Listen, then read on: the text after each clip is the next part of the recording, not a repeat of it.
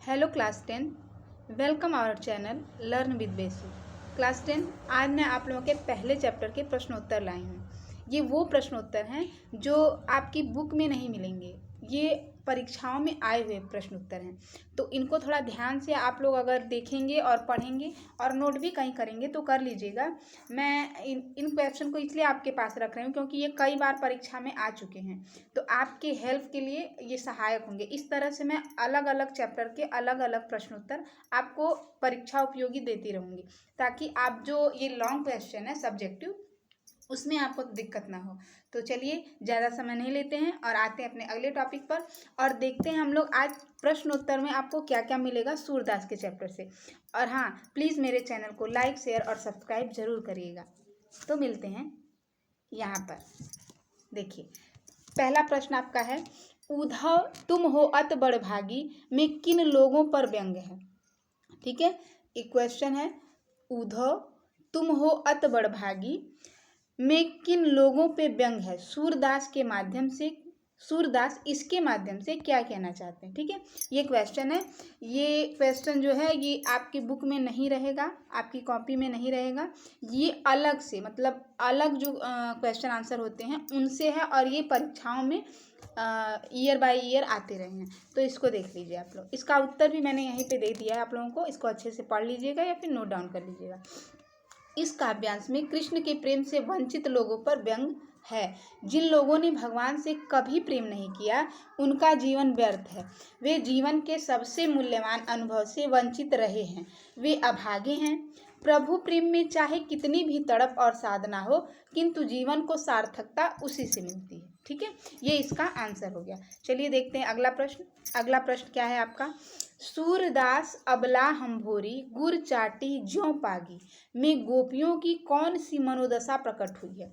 सूरदास अबला हम्भोरी गुर चाटी ज्यों पागी में गोपियों की किस मन की स्थिति की बातें हुई है। तो देखिए इसका आंसर है, इस काव्य पंक्ति में गोपियों की प्रेम निष्ठा प्रकट हुई है। वे स्वभाव से भोली हैं।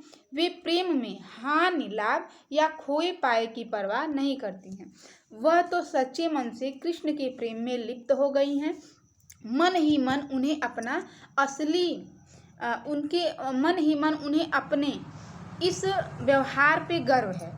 ठीक है, यहाँ पे थोड़ा प्रिंटेड मिस्टेक हो गया है, तो इसको थोड़ा सा देख लीजिएगा लोग। आगे देखते हैं। अगला प्रश्न है, गोपियों के अनुसार प्रीत की नदी में किसने पैर नहीं रखा। ये तो सब लोग जानते हैं। उन्हें उसकी दृष्टि में क्या अभाव दिखाई दे रहा है। तो ये देख लीजिए, गोपियों के अनुसार उद्धव ने कभी प्रीत की नदी यानी प्रेम की नदी में पैर नहीं रखा। उनके अनुसार प्रेम के अभाव में उनका जीवन व्यर्थ है और वह अभागा है। यानी ये गोपियों का मानसिकता है, उनकी मनोदशा है कि कभी भी उद्धव ने प्रेम की नदी में पैर तक नहीं रखा, तो इसलिए उनका जीवन व्यर्थ है। ठीक है, आगे देखिए अगला प्रश्न, ते क्यों अनीति करे आपुन जे और अनीत छुड़ाए। पंक्ति का भाव स्पष्ट करते हुए बताइए कि यह पंक्ति किसके अनीति करने पर कही गई है और क्यों। ठीक है, ये क्वेश्चन है, इसका आंसर देखिए। इसमें गोपियां कृष्ण को उलाहना दे रही हैं। ठीक, वे कहती हैं कृष्ण ने स्वयं ब्रज के लोगों को अन्याय से छुटकारा दिलाया है, तो वह इस समय हमसे दूर होकर हम पर अन्याय क्यों कर रहे हैं। ये समय नहीं, हमसे दूर होकर, ठीक है, क्यों कर रहे हैं। यहाँ कृष्ण के दूर चले जाने को अन्याय कहा गया है। और क्यों कहा गया है, क्योंकि वह कृष्ण से अत्यधिक प्रेम करती थी। यानी गोपियाँ कृष्ण से अत्यधिक प्रेम करती थी, इसीलिए ये पंक्ति उन्होंने कही है। अगला प्रश्न देख लीजिए, हारिल की लकड़ी का क्या तात्पर्य है। गोपियों ने कृष्ण को हारिल की लकड़ी क्यों कहा है। तो इसका उत्तर क्या होगा, हारिल की लकड़ी का तात्पर्य है जीवन का आधार। यानी कभी भी क्वेश्चन आता है कि हारिल की लकड़ी का क्या मतलब है, तो आप लिखेंगे जीवन का आधार। गोपियां कृष्ण से अथाह प्रेम करती हैं, वे उन्हें अपने जीवन का आधार मानती हैं, इसीलिए वे कृष्ण को हारिल की लकड़ी कहती हैं। ठीक है, ये इसका आंसर हो गया। आगे देखते हैं, गोपियां कृष्ण से नाराज गोपियाँ कृष्ण से क्यों नाराज थीं?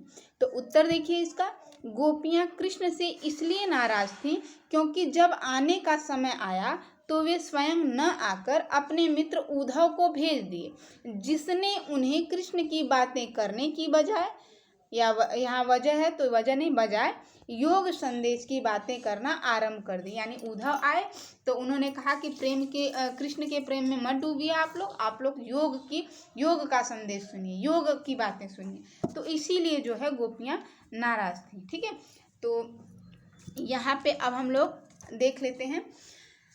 इतने प्रश्नों को मैंने आप लोगों को बताया, और इतने प्रश्न जो भी हैं ये बहुत ही इम्पॉर्टेंट प्रश्न है। इनको आप लोग अपनी कॉपी में भी लिख सकते हैं, और नहीं तो एक दो बार वीडियो देखेंगे तो आराम से आपको समझ में आ जाएगा। तो ये इम्पॉर्टेंट क्वेश्चन है। ऐसे ही हर चैप्टर के क्वेश्चन मैं आप लोगों के लिए लाती रहूँगी, ताकि आप लोगों को जो सब्जेक्टिव प्रश्न उत्तर है उसके लिए इधर उधर दौड़ना ना पड़े। तो ये तो व्याख्यात्मक प्रश्न हो गए। अब MCQ इसका मैंने पहले ही डाल दिया है, और प्लस आपको व्याख्या भी दे दिया है। ये सब्जेक्टिव क्वेश्चन थे जो लॉन्ग थे, वो मैंने आपके पास रख दिया, और बड़े लाइनों में नहीं रखा है, केवल मतलब ये आप समझने के उद्देश्य से लिखेंगे, और ये जो क्वेश्चन है वो समझ लेंगे तो अगर इस टाइप के क्वेश्चन आपको आते हैं तो आप आसानी से कर लेंगे। ठीक है, तो आगे मिलते हैं हम लोग नेक्स्ट। तुलसीदास का जो व्याख्या है उसको आप लोग पढ़ लीजिएगा, उनके MCQ भी मैंने डाल दिए हैं, वो भी पढ़ लीजिएगा।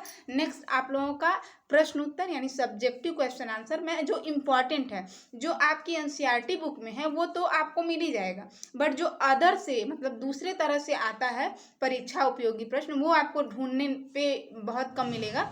तो मैंने सोचा क्यों ना मैं इसे आप लोगों तक पहुंचाऊं। तो ये सारा वीडियो आप लोग अच्छे से देखिएगा, समझिएगा, पढ़िएगा, और मिलते हैं नेक्स्ट वीडियो में। तब तक के लिए धन्यवाद।